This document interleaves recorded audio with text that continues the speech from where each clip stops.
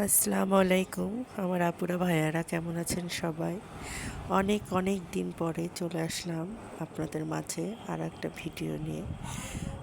আর কেন আমার ভিডিও দিতে দেরি হচ্ছে কিংবা আমি ভিডিও কেন দিচ্ছি না, এর সম্পূর্ণ প্রশ্নের উত্তর আমি আজকে এই ভিডিওতে দিব।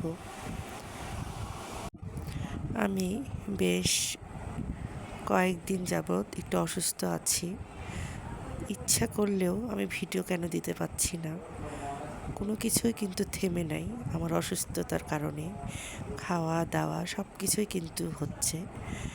তো যাই হোক, এখানে দেখতে পাচ্ছেন আমার বড় মেয়ে রান্না করেছে। এটা আমার বড় বোন তার বাচ্চাদেরকে নিয়ে দুলাভাই মা সহকারে আমাকে দেখতে চলে এসেছে, যেহেতু আমার ট্রিটমেন্ট চলছে, আমি যশোরে চলে যাব। তো ওরা আমাকে দেখতে চলে আসলো। তো এখানে আমার বড় মেয়ে ওদের জন্য বিরিয়ানি রান্না করেছে।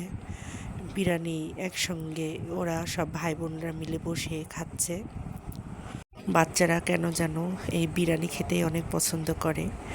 তো চেষ্টা করেছি ওদের জন্যে ওদের পছন্দর কিছু জিনিস রেডি করে দেবার। তো আমার বড় মেয়ে, আমি অসুস্থ হওয়ার পর থেকে আপনার ভাইয়া এবং আমার বড় মেয়ে কিন্তু রান্নাবান্নাগুলো করছে। আর এখন আমি অনেকটাই সুস্থ আছি, কিন্তু আমার ডাক্তারের একটা ফলো আপের মধ্যে আছি। তো আমি আবার চলে যাব যশোরে।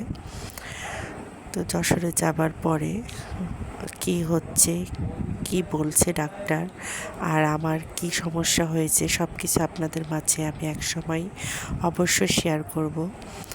তো এখানে আজকের দিনটাতে ওরা অনেক আনন্দ করলো। ব্লগটা হয়তো আমার ছোট হয়ে গেছে, তো পুরো ব্লগটা যদি আপনারা দেখতে চান তাহলে অবশ্যই আমার মেয়ের চ্যানেল আছে সাবাস ডায়েরি, ওখানে যেয়ে আপনারা দেখতে পারেন।